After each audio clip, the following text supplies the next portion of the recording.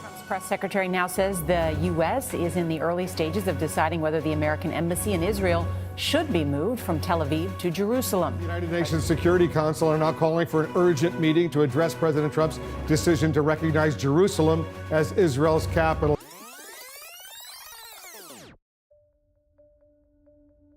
Israel has been a dramatic focal point for international politics since the turn of the 19th century. The focus on the former Middle Eastern territory of Great Britain was amplified during and after the Second World War. We set out to answer a simple question.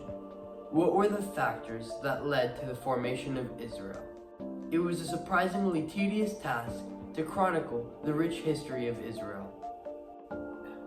In order to answer this question, we needed to dig deep into the modern history of Israel.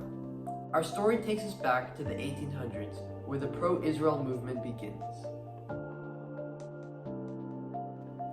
In the late 1800s, a Jewish nationalist movement took place to increase the migration of Jewish people to what we now know as Israel. This movement leads to Jewish immigration into Palestine, resulting in a 150% increase in the Palestinian Jewish community in just 40 years. By the early 1930s, there were already dramatic cultural changes happening in Israel, as nearly 30% of the population was now Jewish.